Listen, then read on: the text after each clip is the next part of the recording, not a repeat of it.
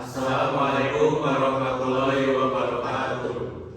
Perkenalkan, kami dari kelompok 3, tugas studi kelayakan bisnis yang judulnya itu Abon Gulung Jabrik dari kelompok 3. Lalu untuk anggota kelompok, saya sendiri Ramza Fadila dengan NRP 234010409.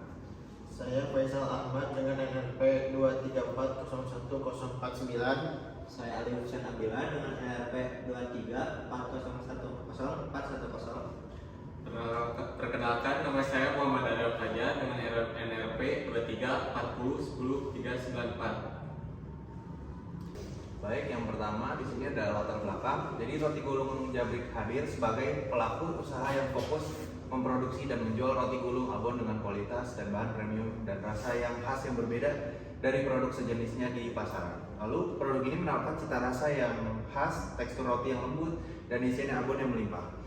Lalu sehingga menjadi pilihan favorit masyarakat sebagai oleh-oleh maupun konsumsi harian.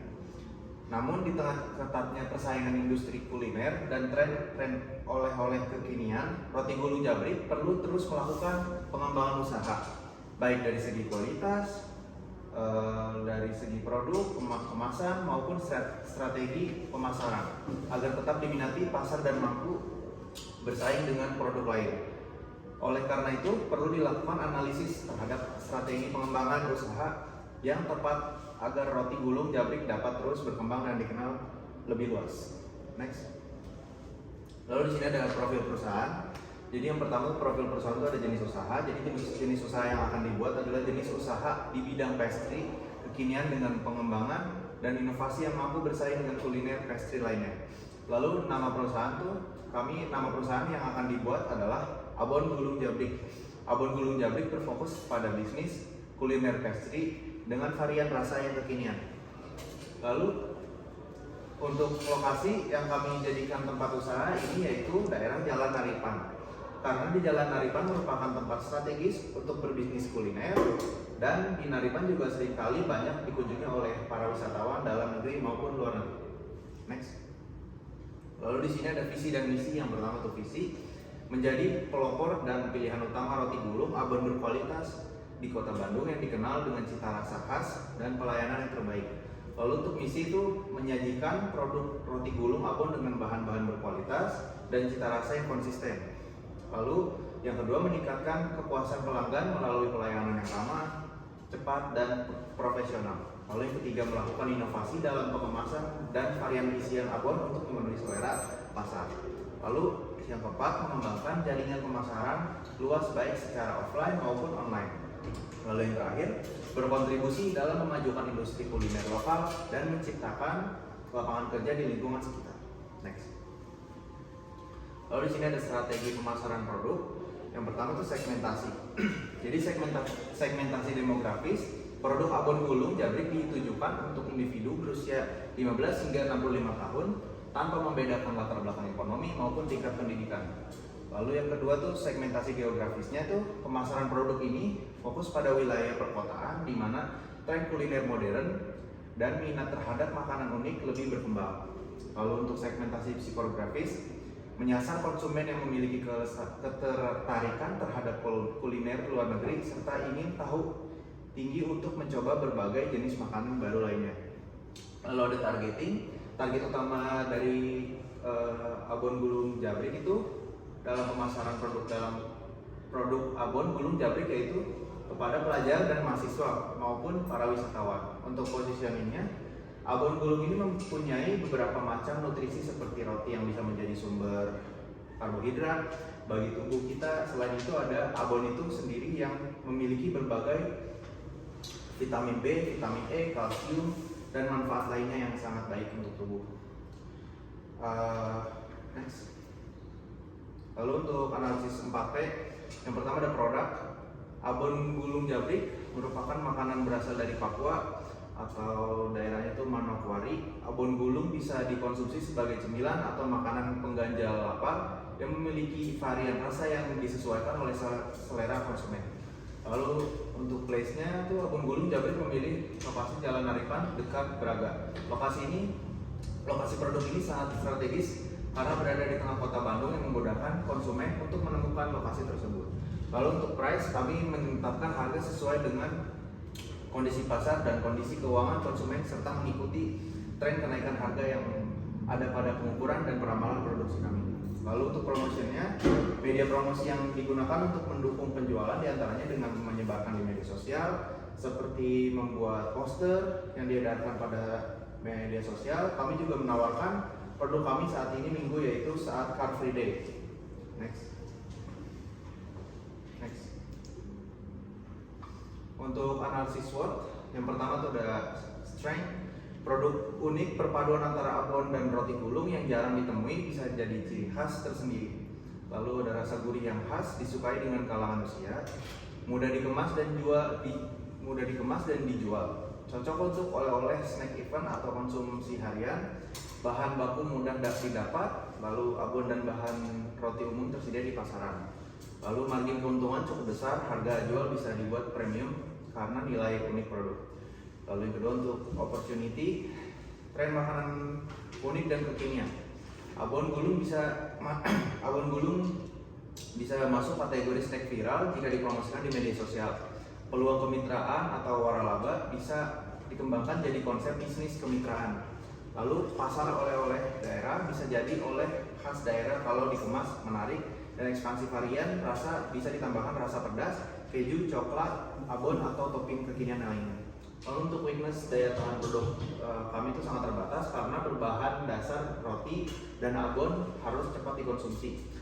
Belum terlalu dikenal puas karena pasar masih butuh edukasi soal produk ini. Lalu untuk proses produksi relatif lebih manual karena kalau belum dipakai alat khusus bisa memakan waktu saat produksi massal.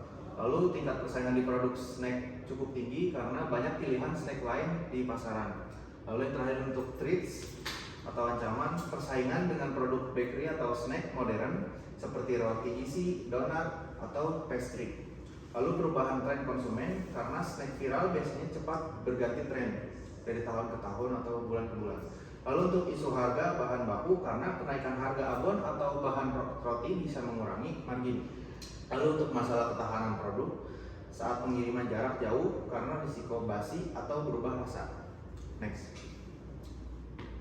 Untuk penilaian aspek dan penilaian aspek pasar dan pemasaran.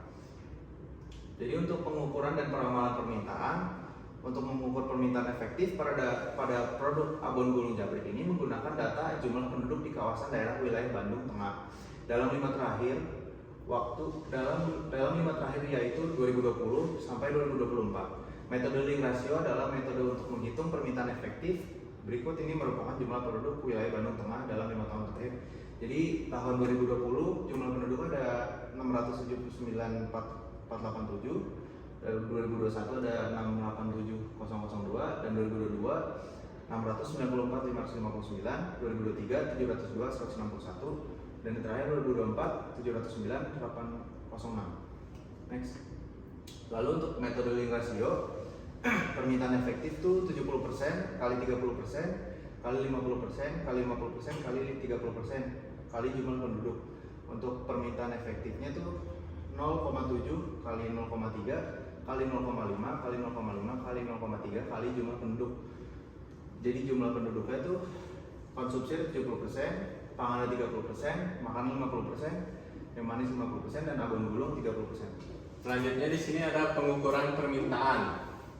Di tahun 2020 jumlah penduduknya 679.847. Formulanya 70% dikali 30% kali 50% kali 50% kali 30%, dan permintaan efektifnya 10.708. Di tahun 2021 jumlah penduduknya ada 687.002. Formulanya 70% dikali 30% dikali 50% dikali 50% dikali 30%, dan permintaan efektifnya 10.820. Di tahun 2022 jumlah penduduknya 694.559.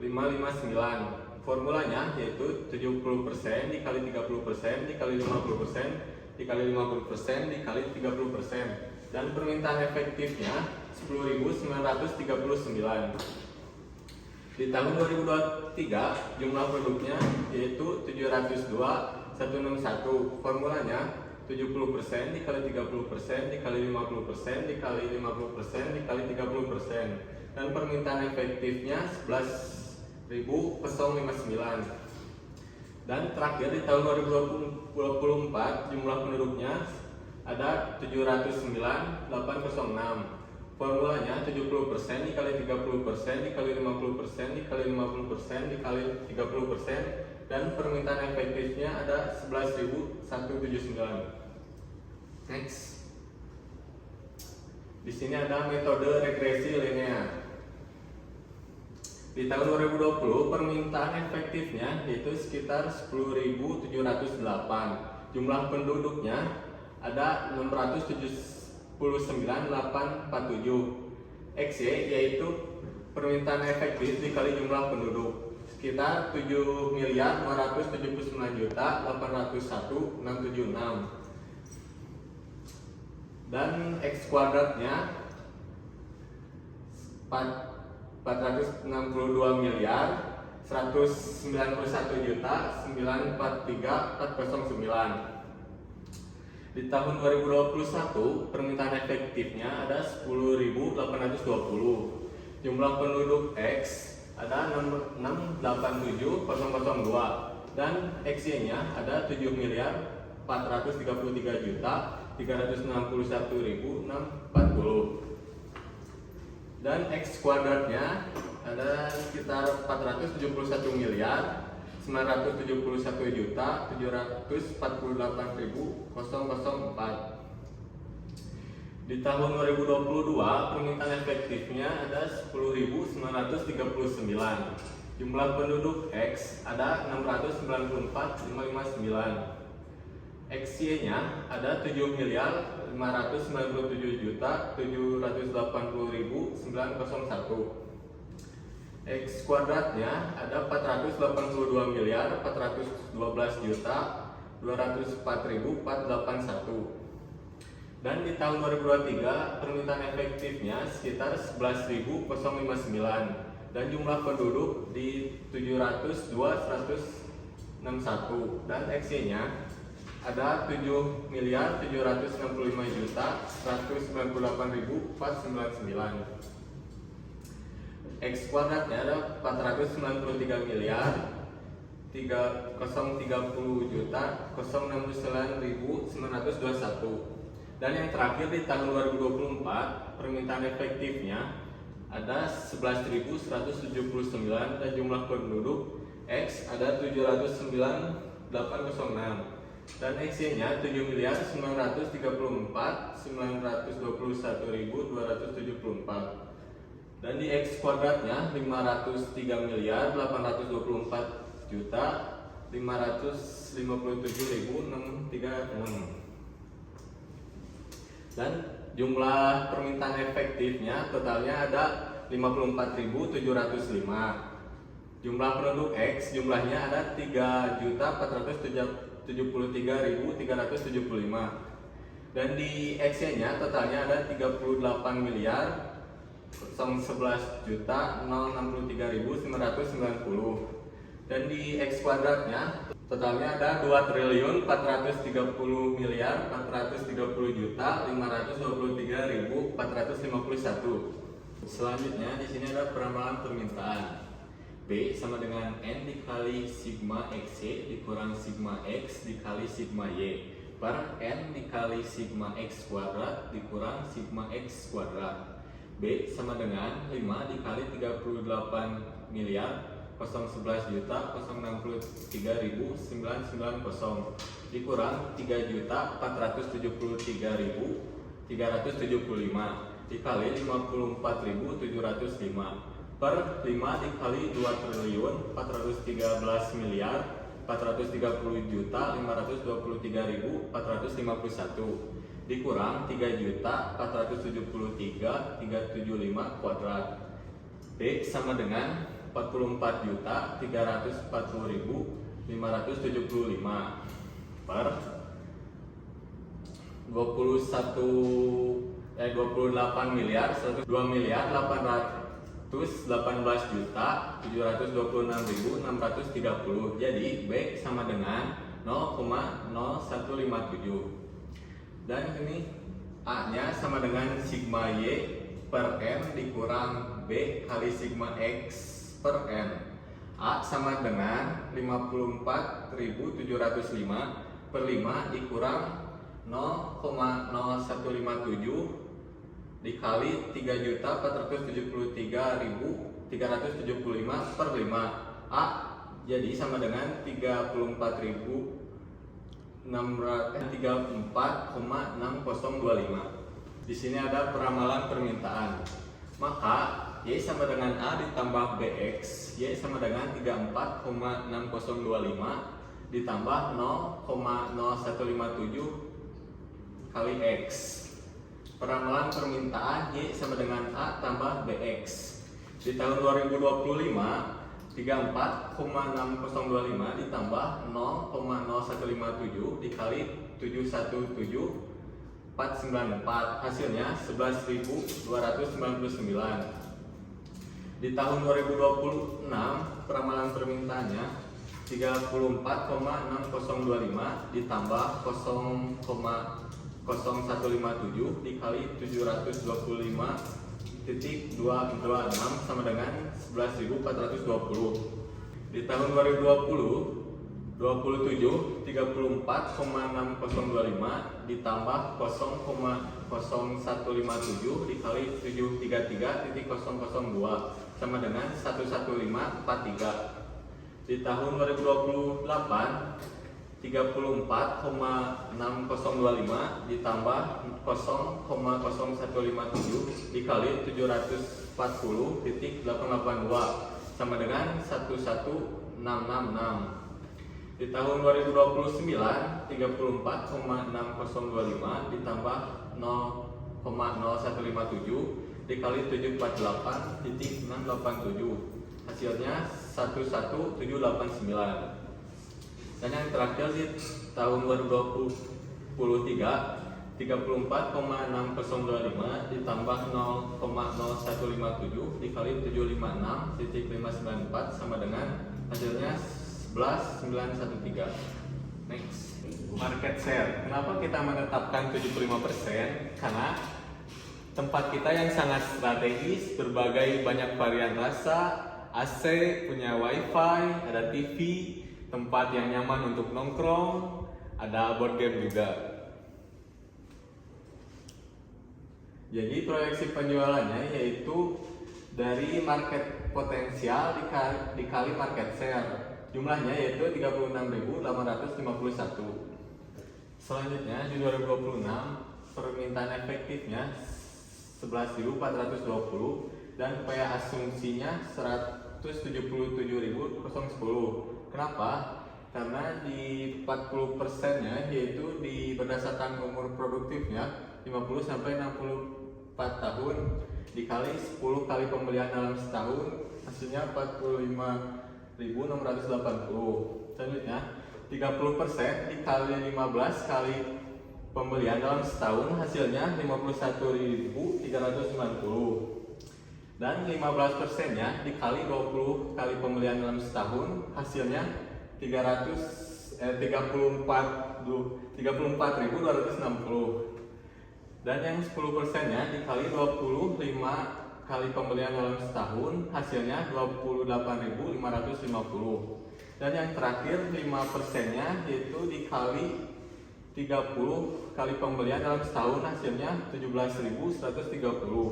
Hasilnya 177.010. Market potensialnya yaitu asumsi dikurang penawaran pesaing hasilnya 51.010. Dan hasil dari proyeksi penjualannya yaitu market potensial dikali market share. Jadi hasil proyeksinya 38.258. Selanjutnya di permintaan efektif 2027 sebesar 11.543 dan PE asumsinya total ada 178.000 917 dari 40% dikali 10 kali pembelian dalam setahun, totalnya 46.172, dan 30% dikali 15 kali pembelian dalam setahun, hasilnya 51.944, dan 15% dikali 20 kali pembelian dalam setahun, hasilnya 34.629, dan 10% dikali 25 kali pembelian dalam setahun sama dengan 28.858, dan yang terakhir di 5% yaitu 30 dikali pembelian dalam setahun, hasilnya 17.315, dan jumlahnya ini 178.917. Selanjutnya di 2028 permintaan efektifnya 11.666 dan asumsinya total ada 180.823 dari PE 40% dikali 10 kali pembelian dalam setahun, totalnya 46.664. Selanjutnya 30% dikali 15 kali pembelian dalam setahun, totalnya ada 52.497. Dan yang 15% dikali 20 kali pembelian dalam setahun, totalnya 34.998. Dan yang 10% dikali 25 kali pembelian dalam setahun, hasilnya 29.165. Dan yang terakhir 5% dikali 30 kali pembelian dalam setahun, hasilnya 17.499. Jadi totalnya ada 180.823. Jadi proyeksi penjualannya market potensial dikali market share. Jadi hasilnya 41.117. Selanjutnya di tahun 2029 permintaan efektifnya ada 11.789. Asumsinya jumlah ada 182.730 dari PE dikali 40% dikali 10 kali pembelian dalam setahun, totalnya 47.156. Yang 30% dikali 15 kali pembelian dalam setahun, hasilnya 53.051. Dan yang 15%-nya dikali 20% dalam pembelian setahun, hasilnya 35.367. Dan yang 10%-nya dikali 25 kali pembelian dalam setahun, totalnya 29.473. Dan yang 5%-nya dikali 30 kali pembelian dalam setahun, hasilnya 17.684. Jadi totalnya 182.730.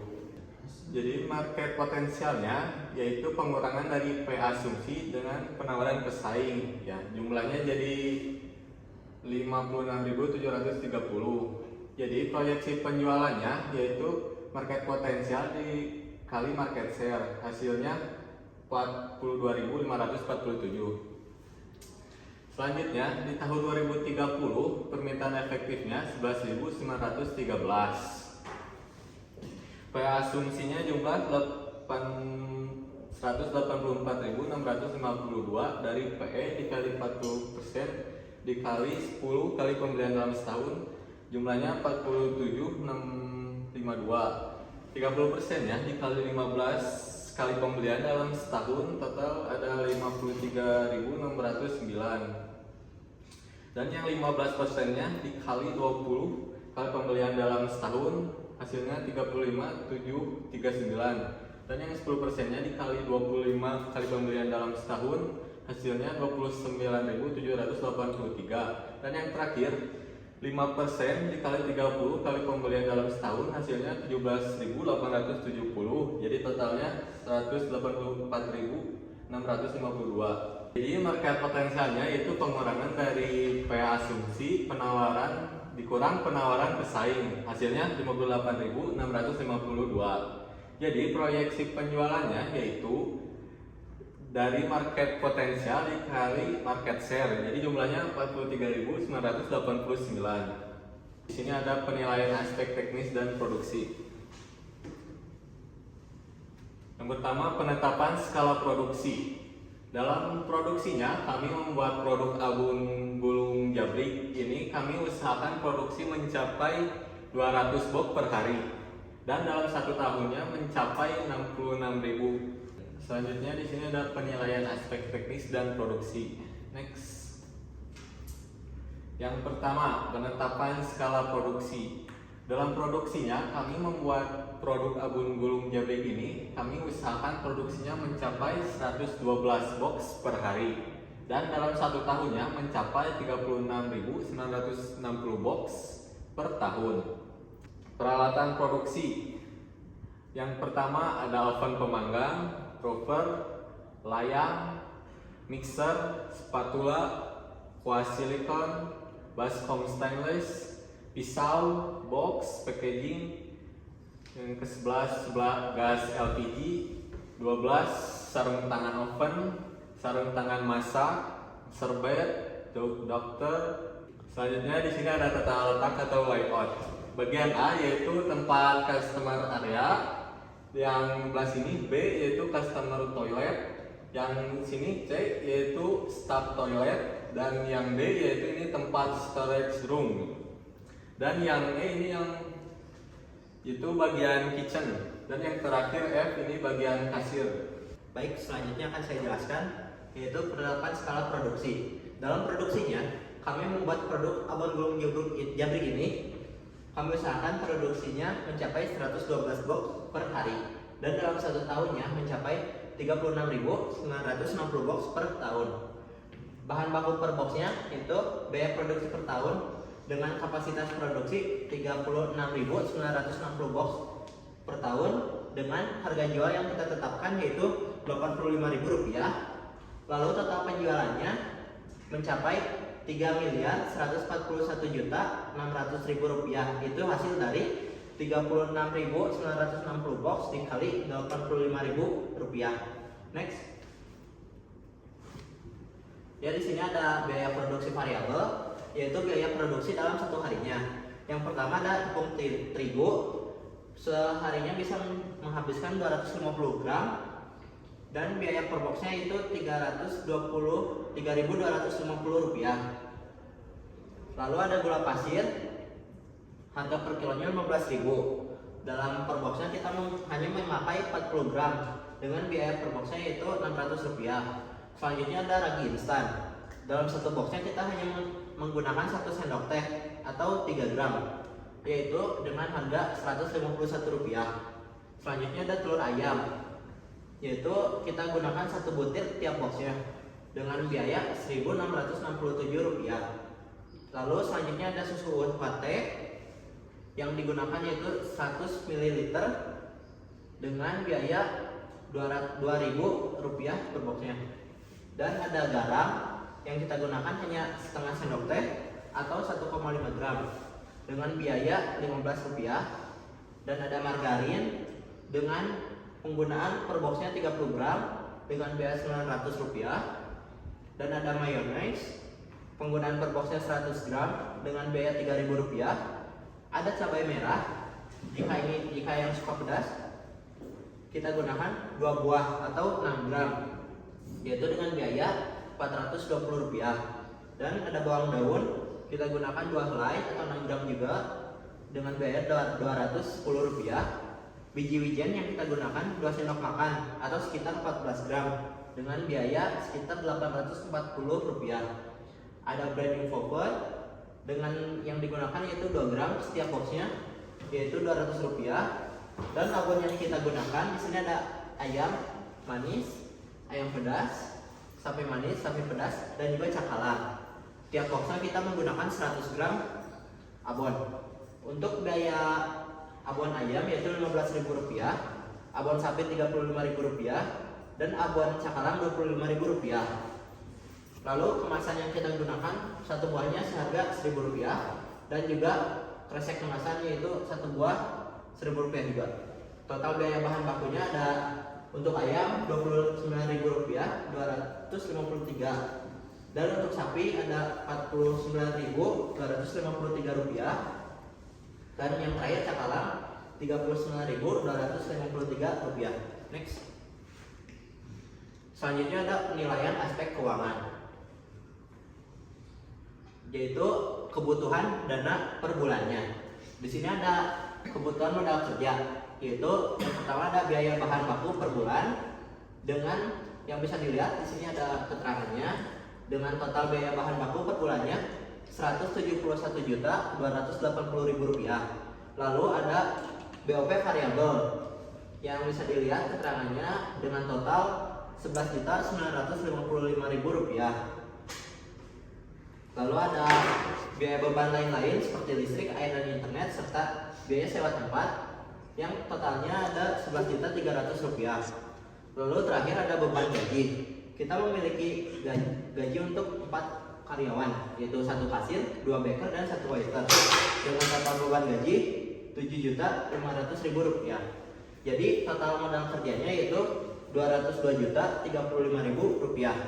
Kebutuhan dana per bulannya yaitu biaya bahan baku per bulan yang tadi Rp171.280.000, BOP variabelnya Rp11.955.000, beban lain-lainnya Rp11.300.000, beban gaji Rp7.500.000, dan total biaya keseluruhannya Rp202.035.000. Apabila dihitung dalam kurun waktu 1 tahun, totalnya itu tinggal dikalikan 12 bulan, yaitu Rp202.035.000 dikali 12 bulan, yaitu totalnya Rp2.424.420.000 per tahunnya. Next, di sini ada kebutuhan dana aktiva tetap. Di sini ada peralatan, dimulai dari prover yang sudah include dengan loyang, oven pemanggang, mixer besar, spatula, kuas silikon, baskom stainless, pisau, serbet, apron, sarung tangan oven, sarung tangan masak, jok dokter, roll adonan, meja dapur stainless, gas 12 kg, kulkas 2 pintu, rak susun, meja kasir, paket mesin kasir, set meja dan kursi, paket dekorasi interior, dan juga AC dengan jumlah totalnya yaitu Rp58.270.000. Next. Sumber dana yang kita gunakan yaitu kebutuhan dananya itu Rp2.482.690.000. Total dana sendiri yang kita gunakan yaitu Rp1.982.690.000. Lalu kita melakukan pinjaman ke bank dengan bunga kredit 6 tahun dan jatuh temponya 3 tahun. Bunga kreditnya 6%. Ini ada sumber dananya untuk pinjaman dengan total angsuran bunganya Rp47.594.874. Next. Di sana ada umur ekonomis bagi peralatan yang kita gunakan. Yang pertama ada prover include loyang dengan nilai harganya yaitu Rp5.750.000. Nilai residunya kita gunakan sama 15%. Untuk umur ekonomisnya kita 6 tahun. Ini ada penyusunan per tahunnya untuk prover Rp814.583. Untuk oven pemanggang Rp2.266.667. Untuk mixer besar Rp1.275.000. Untuk meja dapur yang stainless penyusutan per tahunnya itu Rp354.167. Untuk kulkas 2 pintu Rp637.500. Untuk rak susun yaitu Rp141.667. Untuk meja kasir juga sama Rp141.667. Untuk paket mesin kasir per tahunnya itu Rp538.333. Untuk meja plus kursi yaitu Rp120.417. Untuk dekorasi interior Rp708.333. Dan yang terakhir untuk AC penyusunan per tahunnya juga sama Rp708.333. Dengan total penyusutan per tahunnya untuk peralatan ini ada di harga total Rp7.706.667. Next.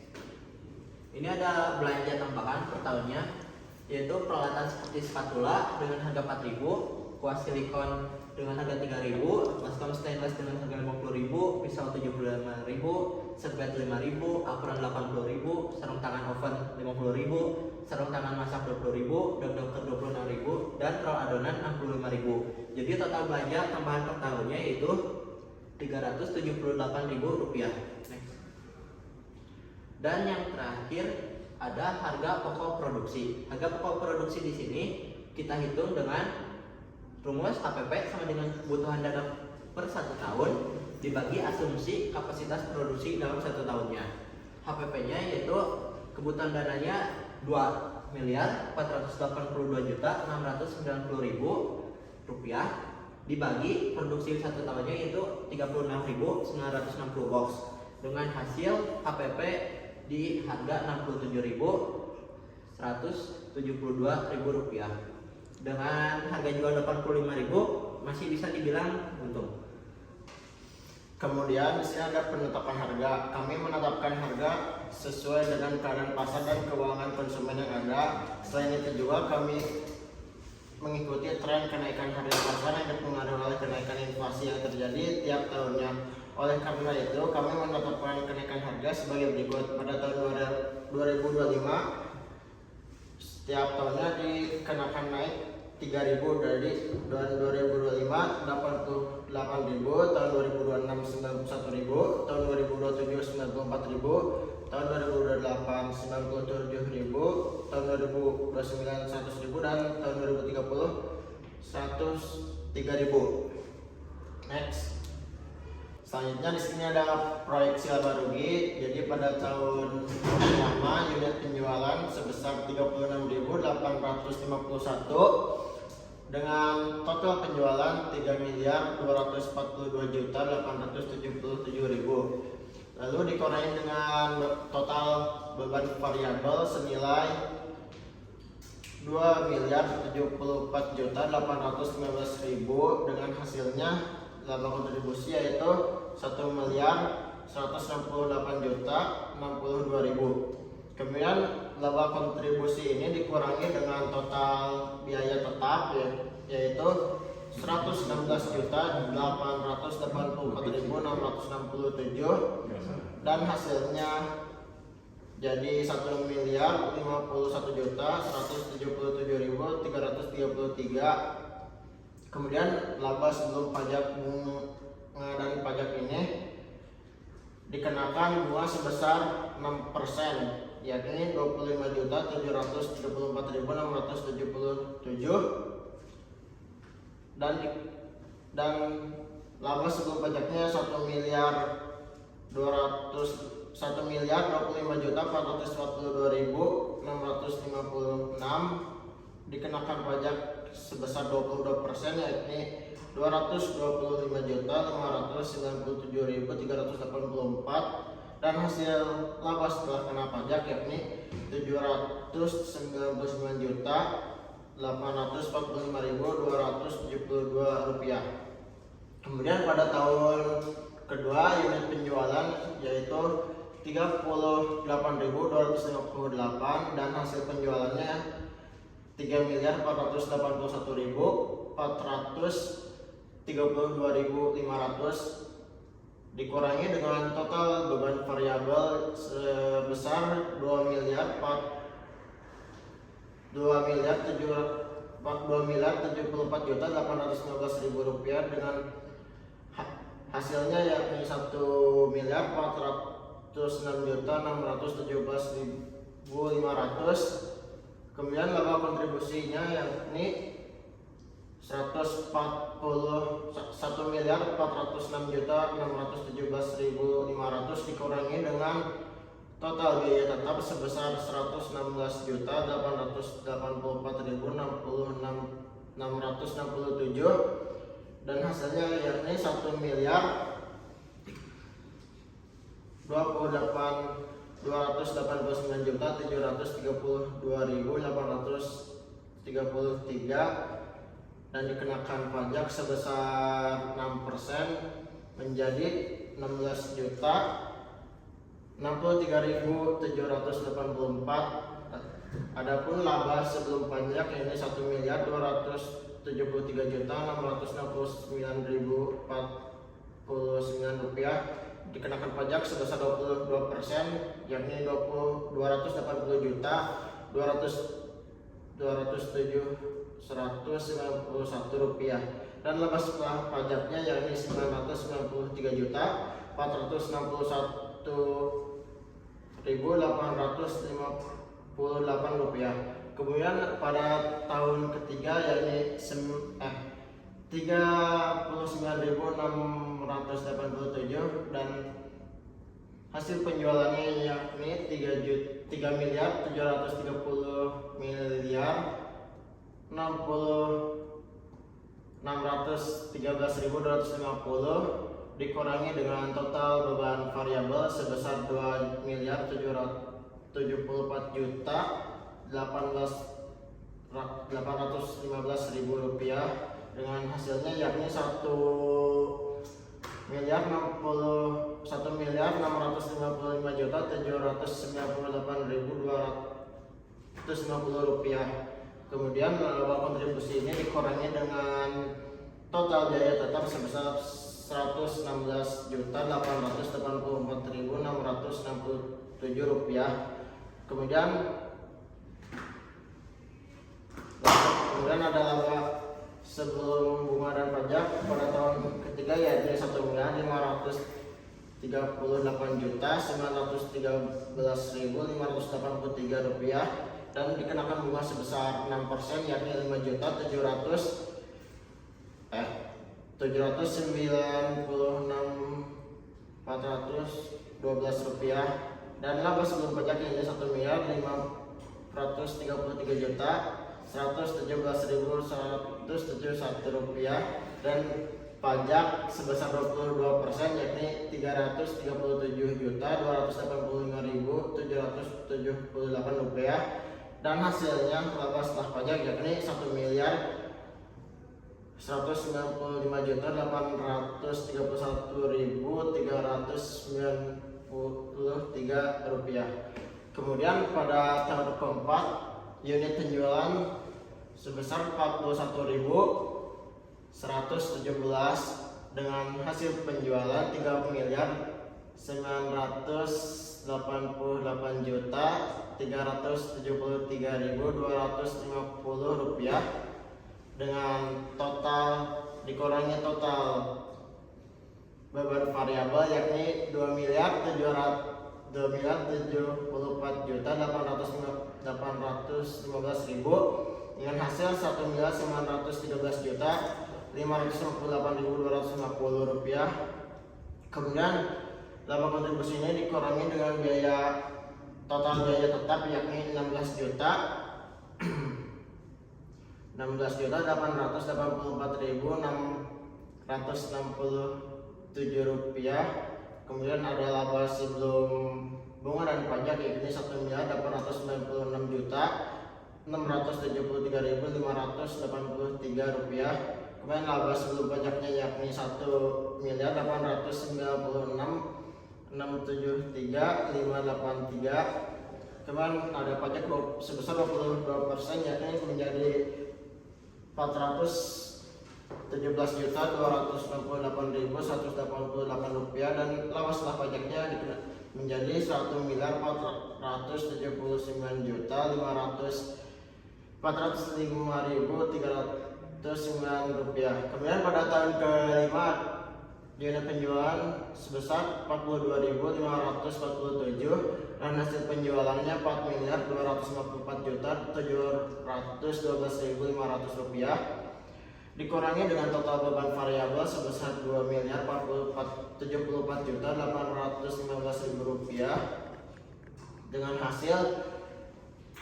2.179.897.500 rupiah. Kemudian laba kontribusi ini dikurangi dengan total biaya tetap sebesar 16.884.667 dengan hasilnya menjadi 2.163.012.833 rupiah. Kemudian ada laba sebelum pajaknya yakni 2.163.012.833 dan dikenakan pajak 22% yakni 407.000 1.862.823 dan ada laba setelah pajak yakni 1.650.150.010 rupiah. Kemudian pada tahun ke-6 40 unit penjualan yakni 43.989 dan hasil penjualan yakni 4.050.828.375 rupiah dikurangi dengan total beban variabel yakni 2.774.815.000 hasilnya yakni 2.465.465.013.375 rupiah. Kemudian dikurangi dengan total biaya tetap yakni 16.884.667 rupiah. Hasilnya yakni 2.439.128.708. Lalu ada pajak sebesar 22% yakni 538.316.000 dan hasilnya yakni 1.902.520.392 rupiah. Next. Sorry. Di sini ada ARR yakni rata-rata laba setelah pajak pada tahun pertama sampai tahun ke-6 yakni ada 1.343.035.720 dibagi dengan modal awal yakni 2.482.690.000 dan hasilnya 54%. Next. Kemudian di sini ada proyeksi arus kas pada tahun ke-0 ada investasi sebesar 2.482.690.000 rupiah. Kemudian pada tahun ke-1 ada penjualan sebesar 3.242.877.000 rupiah dikurangi dengan biaya-biaya seperti biaya bahan, biaya sewa, biaya variabel, gaji karyawan, listrik, air, dan internet, cicilan pokok bunga 6%, pajak 22%, dan hasil jumlah arus kas keluar pada tahun pertama yakni 2.544.244.009 rupiah dan arus kas bersihnya 652.991 dengan arus kas masuk 658.632.991 dengan hasil sisa investasi yakni negatif 1.824.057.009 rupiah. Kemudian pada tahun kedua yakni penjualan sebesar 3.481.432.500 dikenakan biaya seperti biaya bahan, sewa, biaya variabel, gaji karyawan, listrik, air, internet, cicilan pokok, bunga 6%, pajak 22%. Jadi jumlah arus kas keluar pada tahun kedua yakni 2.439.816 rupiah dengan arus kas bersih 842.882.684 rupiah dengan arus kas masuk yang tadi dengan hasil sisa investasi negatif 981.174.325 rupiah. Kemudian pada tahun ketiga dengan total hasil penjualan yakni 3 miliar 730 juta 613.250 rupiah dikurangi dengan biaya-biaya tersebut, kemudian ada menjadi jumlah arus kas yakni 2 miliar 696 juta 932.402 rupiah. Hasilnya jadi 1 miliar 34 juta 680.848 rupiah dengan arus kas masuk yang hasil tersebut dengan sisa investasi 53.506.523 rupiah. Kemudian pada tahun keempat hasil penjualan sebesar 3 miliar 988 juta 379.250 rupiah dengan dikurangi dengan biaya-biaya tersebut, hasilnya yakni 2 miliar 598 juta 388.188 rupiah. Hasilnya yakni 100 miliar 394 juta 990.062 rupiah dengan arus kas masuk tersebut menjadi sisa investasi sebesar 1 miliar 448 juta 456.585 rupiah. Karena pada tahun kelima hasil penjualan sebesar 4 miliar 254 juta 712.500 rupiah dikurangi biaya tersebut, hasilnya 2 miliar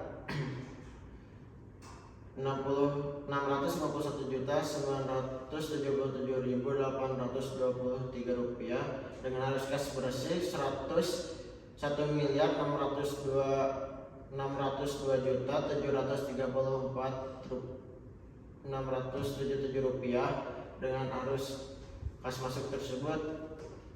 Jadi sisa investasinya sebesar 3 miliar 51 juta 231.262 rupiah.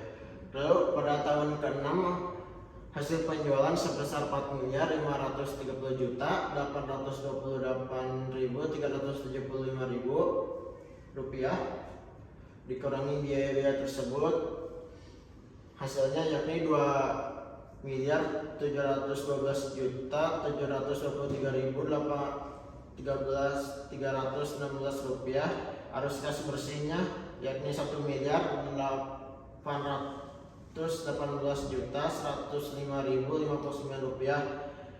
Lalu ada sisa investasinya sebesar 4 miliar 869 juta 336.321 rupiah. Dengan hasil ini maka payback periodnya yakni 3 tahun 0 bulan 14 hari. Next. Kemudian di sini ada NPV yakni arus kas masuk dibagi PVIF sebesar 6%, hasilnya yakni 2 miliar negatif 2 miliar.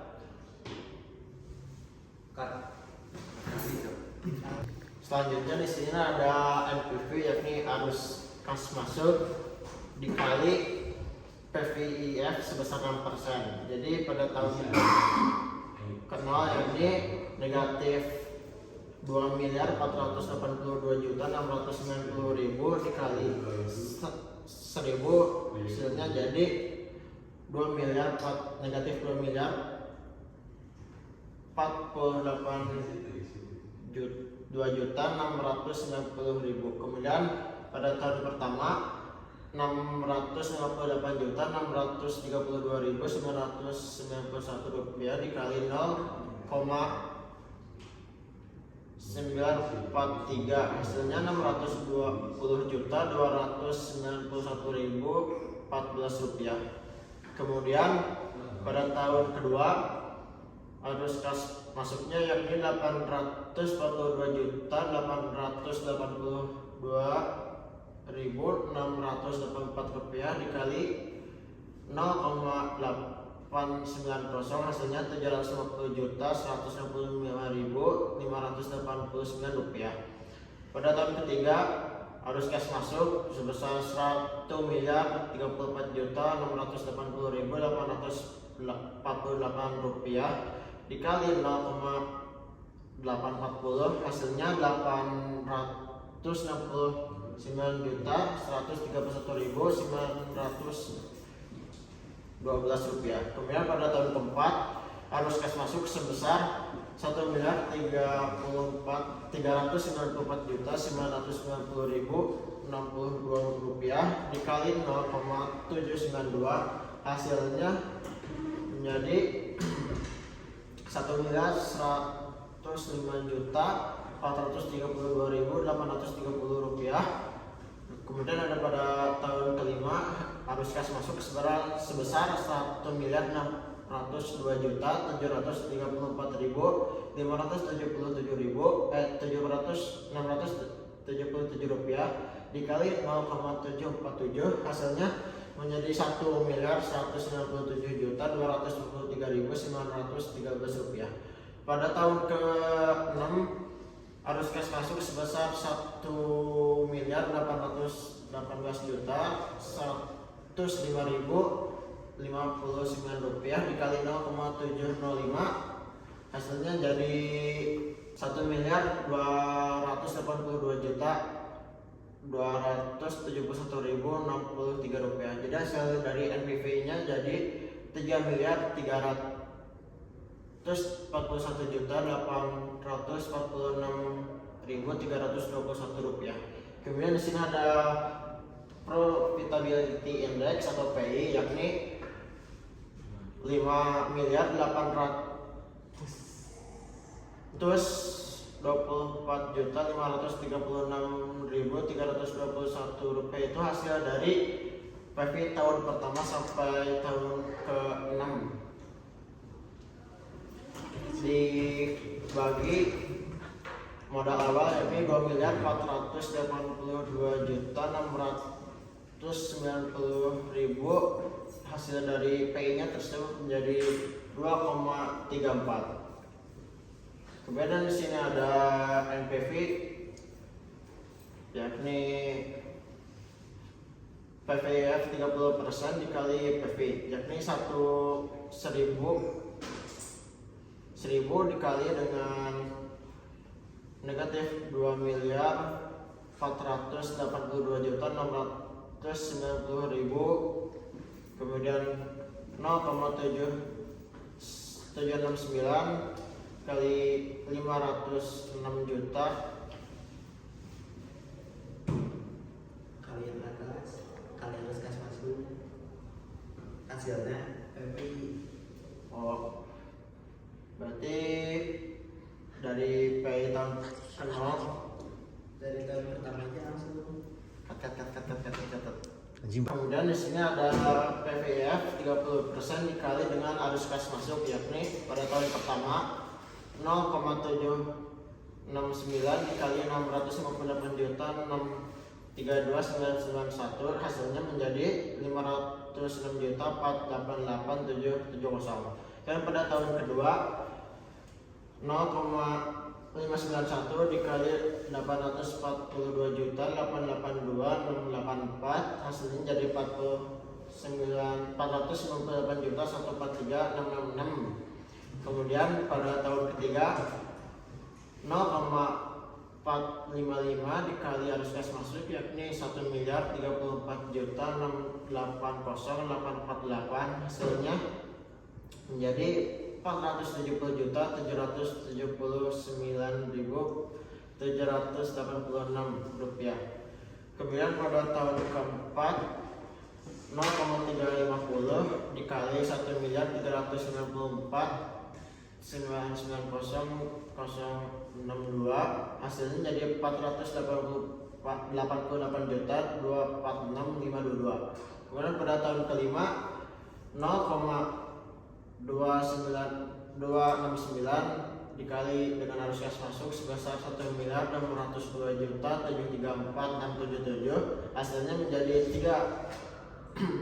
431.135.628. Pada tahun ke-6 arus 0,207 dikali arus kas masuk sebesar 1.818.105.059, hasilnya 376.347.747. Hasilnya berarti hasil NPV dari 30% yakni 288.452.119 rupiah, dan di sini IRR-nya sebesar 32%. Next.